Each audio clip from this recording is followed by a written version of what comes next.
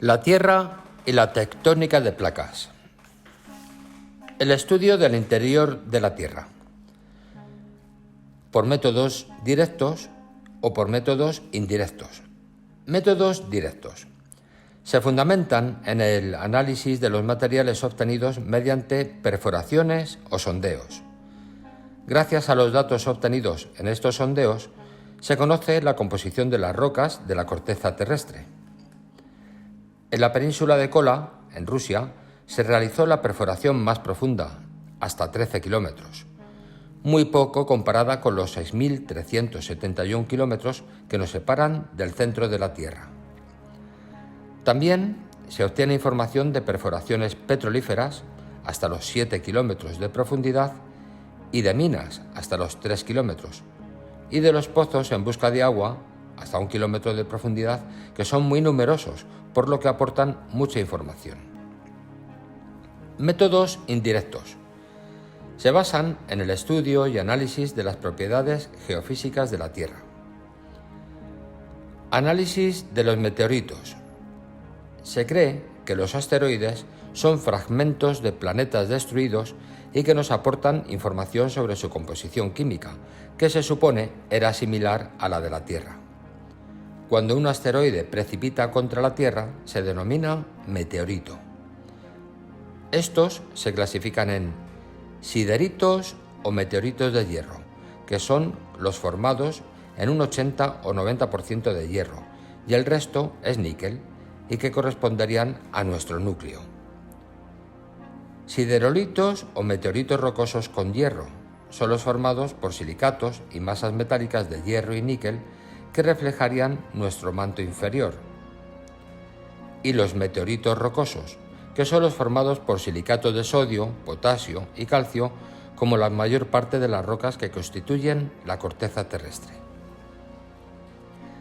Análisis de la gravedad terrestre. La intensidad de la gravedad no es igual en toda la superficie terrestre, pues depende de la masa de las rocas. Así, en los lugares con mayor gravedad habrá rocas más densas que en las zonas de menor gravedad. El estudio de la intensidad gravitatoria ha aportado los siguientes datos. 1. La corteza oceánica con mayor gravedad se halla constituida por basalto con una densidad de 3 gramos por centímetro cúbico, mientras que la corteza continental con menor gravedad está formada básicamente por granito con una densidad de 2,7 gramos por centímetro cúbico. Y 2. Las rocas del manto, al ser muy densas, ejercen una mayor fuerza gravitatoria cuanto más cerca están de la superficie. Como la gravedad es mucho más intensa en las llanuras que en las montañas, se dedujo que la corteza bajo las llanuras es muy delgada y que bajo las montañas es muy gruesa, formando una raíz que se hunde en el manto. Análisis de la densidad terrestre. Como la masa de la geosfera es de 5,97 por 10 elevado a 27 gramos y su volumen es de 1,08 por 10 elevado a 27 centímetros cúbicos, su densidad es de 5,52 gramos por centímetro cúbico. Si la densidad de las rocas de la corteza es de 2,7 gramos por centímetro cúbico, como el granito, y 3 gramos por centímetro cúbico del basalto, es lógico deducir que la densidad del centro de la Tierra será mayor, entre 10 a 12 gramos por centímetro cúbico. Análisis del calor interno. Se supone que la temperatura del núcleo es de 4.600 grados centígrados y que, pese a ello, está en estado sólido debido a la gran presión que soporta. La temperatura de la corteza aumenta unos 3 grados cada 100 metros de profundidad. Es el gradiente geotérmico. Este fuerte incremento de la temperatura nos indica que el calor no proviene solo del núcleo, sino también del manto, donde reacciones nucleares liberan también mucha energía calorífica. Análisis de las ondas sísmicas. La mayor parte de los conocimientos sobre la composición y la estructura de la geosfera se han obtenido a partir del estudio de la propagación de las ondas sísmicas, que se originan en el hipocentro o foco del terremoto. Estas ondas son las ondas primarias u ondas P. Son las más rápidas y pueden atravesar tanto sólidos como líquidos. Y las ondas secundarias u ondas S son más lentas que las P y no pueden atravesar los líquidos. Las ondas aumentan su velocidad cuando los materiales son más densos. Como la densidad de la geosfera aumenta con la profundidad, la velocidad de las ondas sísmicas también aumenta y se refractan continuamente, recorriendo trayectorias curvas hacia la superficie. Sin embargo, hay zonas de sombra a las cuales no llegan las ondas sísmicas. Así, las ondas P dejan de percibirse a partir de los 103 grados respecto al hipocentro y reaparecen de nuevo a 142 grados, lo que indica la existencia de un núcleo de características muy distintas a una profundidad de 2.900 kilómetros. Las ondas S presentan una zona de sombra mucho mayor, pues dejan de percibirse a partir de los 103 grados y esto nos indica que el núcleo tiene un comportamiento líquido. Estructura interna de la geosfera. Gracias al estudio de las capas internas de la geosfera mediante las pruebas indirectas y, sobre todo, al análisis de la propagación de las ondas sísmicas, se han podido establecer dos modelos de la estructura interna del planeta. Un modelo geoquímico basado en la composición química de las capas y un modelo geofísico o mecánico basado en el comportamiento sólido o líquido de las capas. Modelo geoquímico. La estructura de la geosfera, según el modelo químico, se fundamenta en el tipo de moléculas que constituyen las diferentes capas. Se distinguen tres capas: corteza, manto y núcleo. La corteza es la capa más superficial y comparativamente más delgada. Su grosor oscila entre los 7 kilómetros cuando constituye el fondo marino y unos 70 kilómetros en las zonas donde existen elevados relieves montañosos como el Himalaya. Está constituida por silicatos de aluminio, sodio, potasio, calcio, etc. El manto es la capa intermedia que se encuentra entre la corteza y el núcleo. Se extiende hasta los 2.900 kilómetros. Está formada por silicatos de hierro y magnesio y se divide en manto superior, entre la corteza y los 660 kilómetros, y el manto inferior, entre los 660 kilómetros y los 2.900 kilómetros. El núcleo es la capa más interna. Está compuesta por hierro y níquel, por lo cual se denomina NIFE. Se divide en núcleo externo, entre los 2.900 y los 5.100 kilómetros, constituido por un 80% de hierro, un 4% de níquel y el resto por diversos elementos. El núcleo interno, entre los 5.100 kilómetros y el centro de la Tierra, situado a 6.371 kilómetros y constituido básicamente por hierro. Modelo geofísico o mecánico. El modelo geofísico o mecánico de estructura de la geosfera se fundamenta en el estado de la materia, sólido o líquido, en el que se encuentren las capas. Según este modelo se distinguen las siguientes capas. 1. La litosfera, que posee un espesor medio de unos 100 kilómetros. La mesosfera, situada entre la litosfera y la endosfera, y que llega hasta los 2.900 kilómetros de profundidad. Y 3. La endosfera, que se sitúa entre la mesosfera y el centro de la Tierra, y que se halla dividida en núcleo externo, que llega hasta los 5.150 kilómetros de profundidad, y el núcleo interno, que ocupa la parte central del planeta. La temperatura aumenta con la profundidad, llegando al centro de la Tierra a los 4.600 grados centígrados. Estas elevadas temperaturas producen la fusión de algunas capas internas, pero no de otras, a causa de su diferente composición y a la presión que ejercen las capas superiores, que impiden que se comporte como líquido. La litosfera es la capa superficial fina, sólida, muy rígida y fracturada en diversas placas. La mesosfera es una amplia capa que se comporta con cierta fluidez. El núcleo externo es una capa parcialmente fundida y por ello de comportamiento plástico.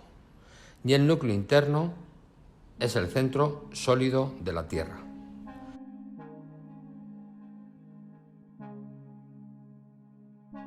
Litosfera y mesosfera.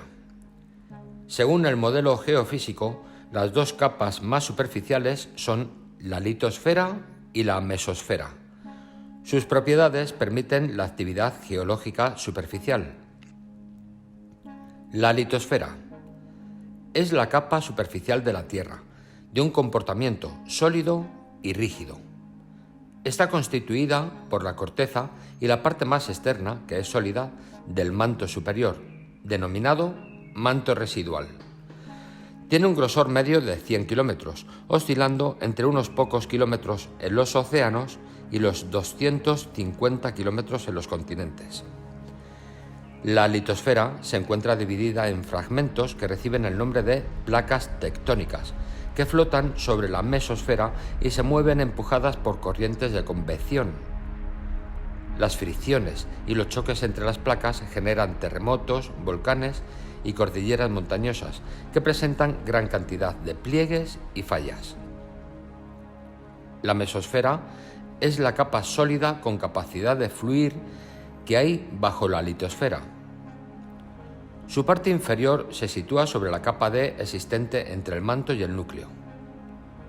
En la activa capa D se producen reacciones químicas de transformación molecular entre los materiales del núcleo y del manto. Estas reacciones emiten gran cantidad de energía calorífica que eleva la temperatura de enormes masas de materiales del manto, lo que les permite ascender hacia la litosfera, en donde son capaces de desplazar las placas tectónicas.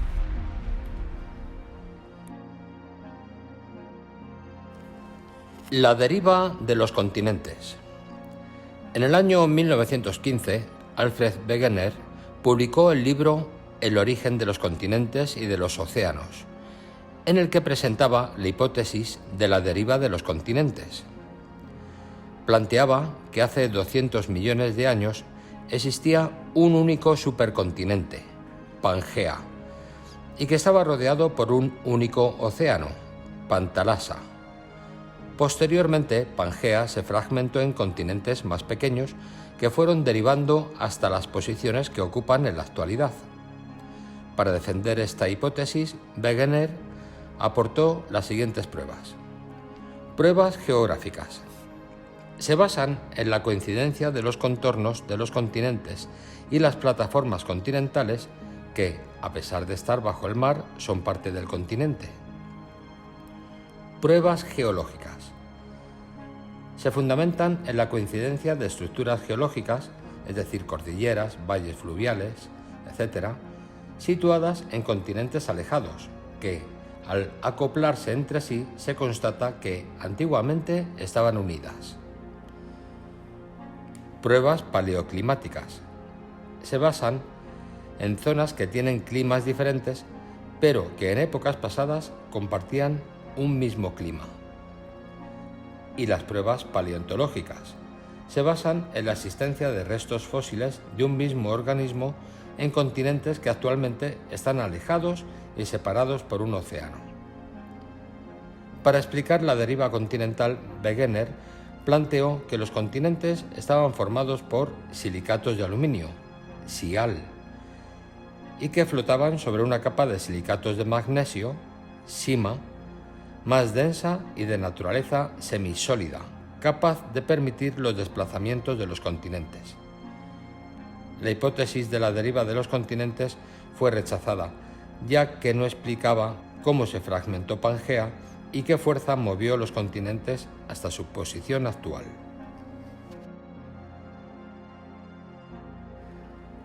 Paleomagnetismo.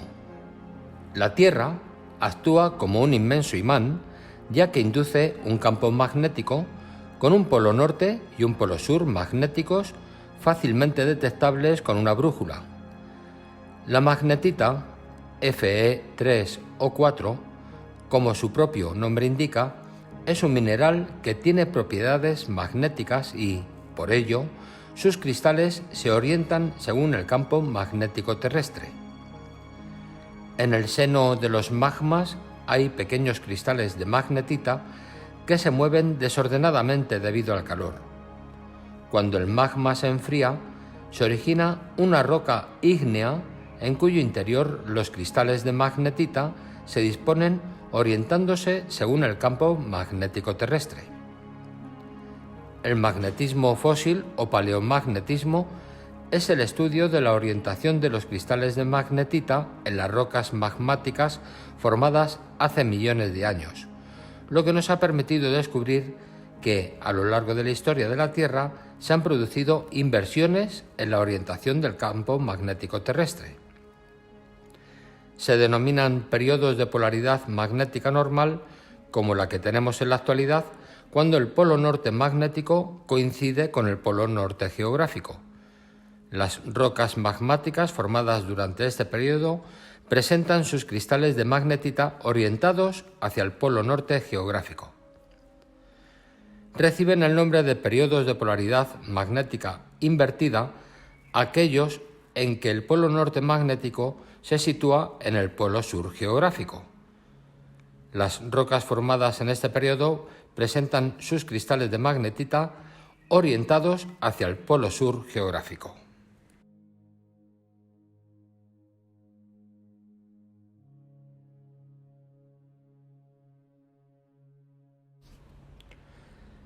Tectónica global.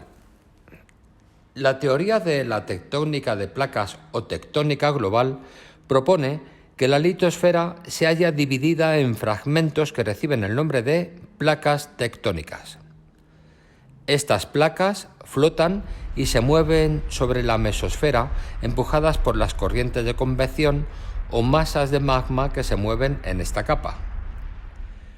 La prueba más importante a favor de esta teoría la aportó la exploración de los fondos marinos, que permitió descubrir largas y elevadas cadenas montañosas llamadas dorsales oceánicas, como por ejemplo la dorsal mesoatlántica que recorre el océano Atlántico de norte a sur. Al estudiar las rocas magmáticas que constituyen las dorsales y los fondos oceánicos contiguos, se pudo comprobar que sus cristales de magnetita no tenían todos la misma polaridad. También se apreciaron bandas de rocas ígneas de polaridad magnética actual, normal, alternadas con bandas de polaridad inversa. Asimismo, se comprobó que estas bandas rocosas estaban dispuestas simétricamente respecto al eje de la dorsal. Estos hallazgos han permitido explicar la separación de los continentes mediante la expansión del fondo oceánico, que se produce como resultado del crecimiento de la litosfera a partir del magma que sale a lo largo del eje de la dorsal.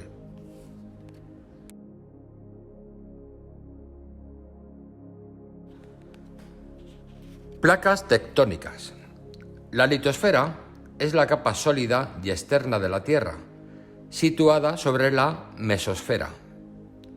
Está formada por la corteza y la capa más externa del manto superior, que se encuentra en estado sólido, el llamado manto residual. Se distinguen dos tipos de litosfera: la litosfera oceánica y la litosfera continental. La litosfera oceánica se sitúa bajo los océanos.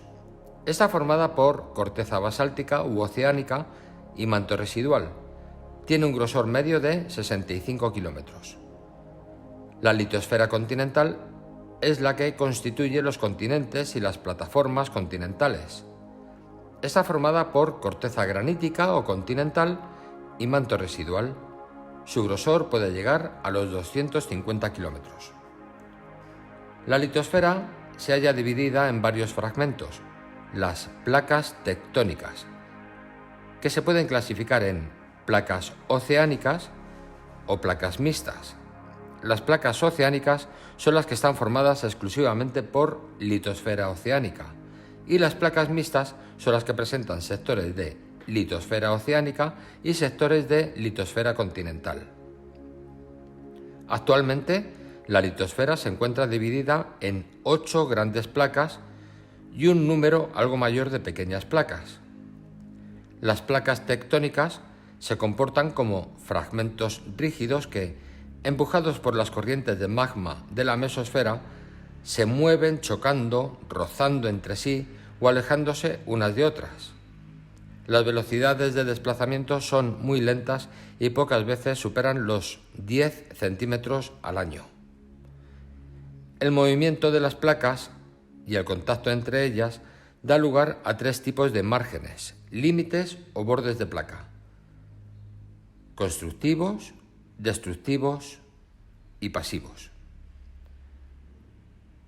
El margen constructivo es el sector por donde crece la placa gracias a las aportaciones de rocas basálticas que se forman al enfriarse el magma proveniente del manto. El margen destructivo es el sector de la placa que se hunde en la mesosfera, donde se funde y se mezcla con los materiales del manto. El margen pasivo es el sector de la placa que roza lentamente con otra placa que se mueve en sentido contrario.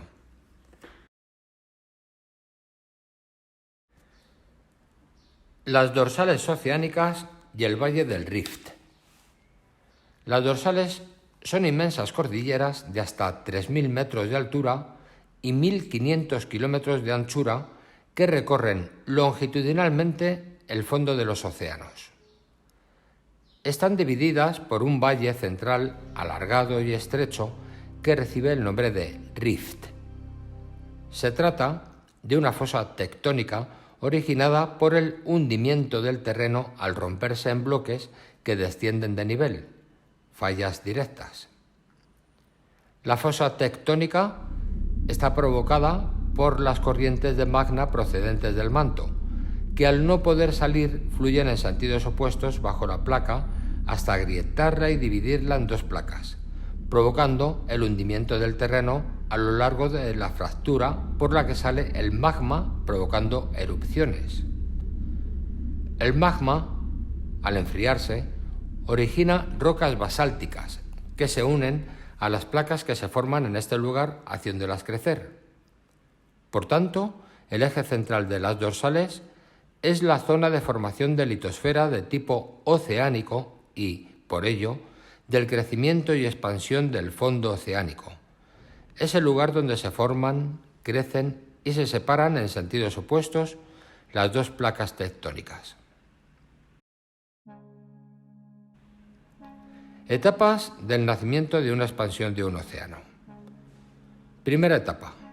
El empuje de las corrientes de magma del manto provoca inicialmente un levantamiento de la litosfera continental, que, al fundirse en su parte inferior, se vuelve más fina y acaba agrietándose. Por ejemplo, el Valle del Rift africano.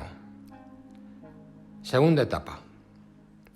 La tensión producida por las corrientes de magma que se mueven en sentidos opuestos por debajo de la placa produce series de grietas paralelas, fallas directas, que originan el hundimiento de su zona central formándose una larga fosa tectónica, por ejemplo, el lago Nyasa africano.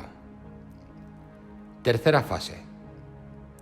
La acción de las corrientes de magma acaba por romper la litosfera a lo largo de la fosa tectónica en 2 bloques.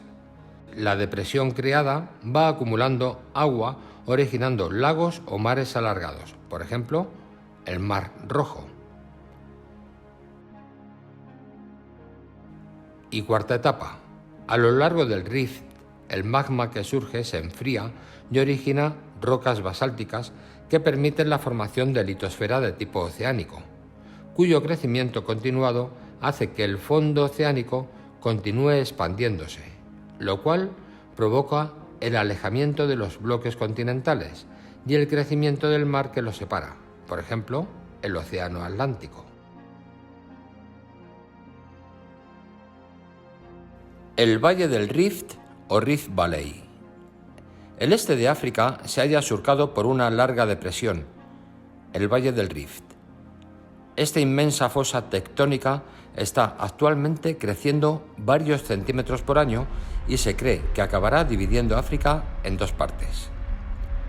El Valle del Rift africano se sitúa en el extremo sur de un rift mucho mayor que se inicia en el Líbano y después de recorrer longitudinalmente el Mar Rojo y entrar en África por Somalia, acaba 10.000 kilómetros más al sur, en la costa de Mozambique, frente a la isla de Madagascar. En el fondo de esta fosa tectónica se alinean una serie de lagos de forma alargada, como los lagos Nyassa, Tanganika y Turkana, y numerosos volcanes como el Ras Dassan, el Ruwenzori y el Kilimanjaro. Esta fractura continúa abriéndose poco a poco, posibilitando que las aguas del Océano Índico penetren en ella, como está sucediendo actualmente en la zona de Somalia. Proceso que, de continuar, permitirá la formación de un mar alargado y estrecho, como sucedió con el actual Mar Rojo, formado al separarse África de Arabia, y cuyo fondo está constituido por basalto, roca formada por el enfriamiento de magma procedente del manto y que aflora por un rift que lo atraviesa longitudinalmente.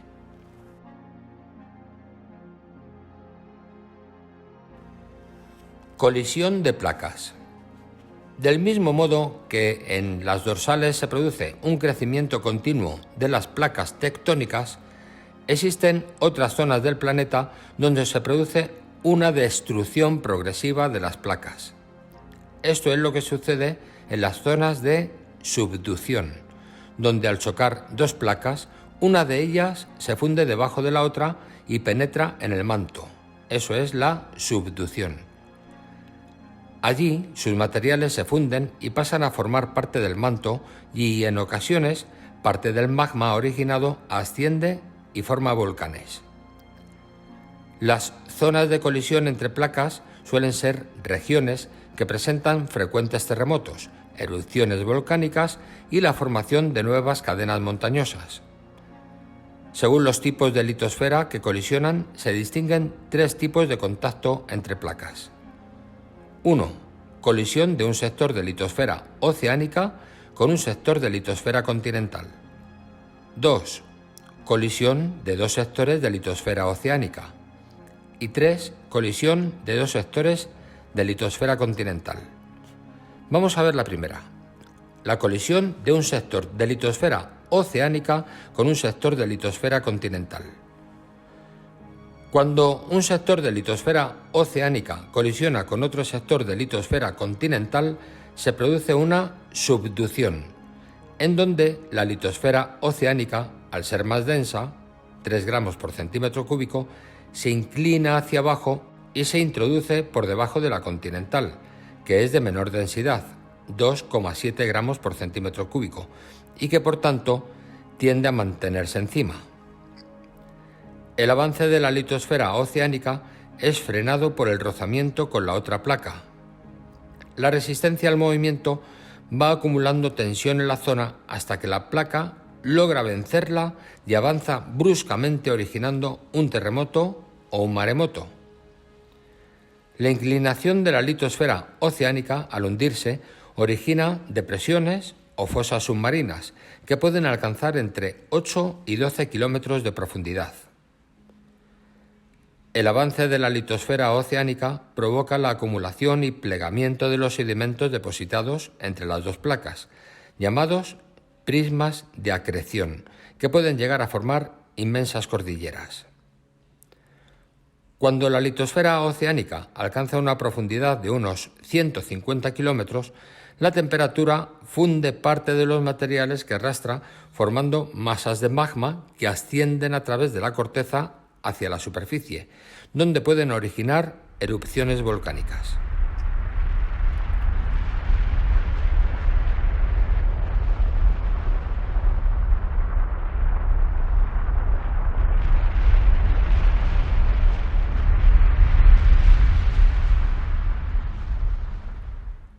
Segunda, colisión de dos sectores de la litosfera oceánica. Cuando colisionan dos placas de tipo oceánico, también se produce una subducción.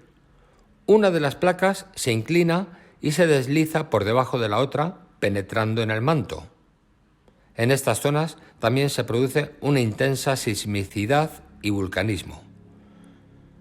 Los volcanes que se forman pueden llegar a emerger por encima del nivel del mar y originar grandes islas volcánicas, que se disponen siguiendo una línea curva, un arco, por lo que se denominan arcos de islas. Junto a los arcos de islas hay profundas fosas submarinas, que corresponden a las zonas de subducción. Y C. Cuando colisionan dos sectores continentales de dos placas mixtas, debido a su baja densidad, ninguna se hunde debajo de la otra. Este tipo de colisión se denomina obducción. Se originó cuando el sector formado por litosfera oceánica de una de las placas y que se situaba entre ellas se hundió progresivamente en el manto hasta desaparecer, lo que permite el contacto de dos sectores de litosfera continental de ambas placas, que acaban por suturarse formando un único continente. Las zonas de obducción presentan una fuerte sismicidad, un bajo grado de vulcanismo y la formación de inmensas cordilleras montañosas, denominadas cordilleras intracontinentales, al plegarse los sedimentos que había entre los dos continentes.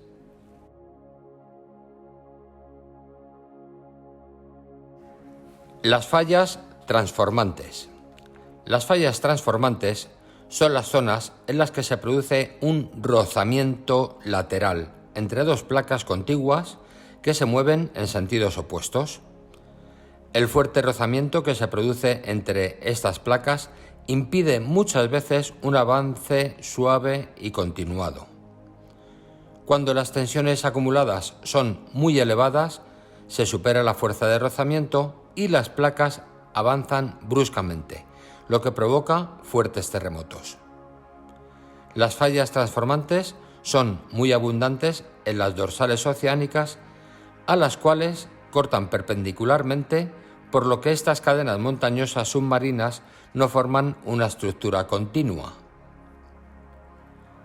La falla de San Andrés es una falla transformante situada entre la placa pacífica, que se desplaza hacia el norte, y la placa norteamericana, que se mueve hacia el sur. Esta falla afecta a la costa de California. Su movimiento es muy lento, pues apenas supera los 5 centímetros al año. Sin embargo, el desplazamiento no es suave y continuo, ya que el rozamiento existente entre las dos placas actúa de freno e impide el avance. Esta resistencia al movimiento hace que se vaya acumulando tensión en la zona hasta que logra vencer la resistencia debida al roce y se mueve bruscamente, provocando un terremoto. Se supone que la alargada península de Baja California se formó por efecto de la falla transformante de San Andrés. California es una región de fuerte sismicidad. En el último siglo ha sufrido una serie de intensos terremotos que han afectado a ciudades como San Francisco y Los Ángeles en los años 1900, 1906, 1971, 1987, 1989 y 1992. Fue especialmente devastador el intenso terremoto ocurrido en San Francisco en 1906, que además de la destrucción provocó un pavoroso incendio que prácticamente arrasó toda la ciudad.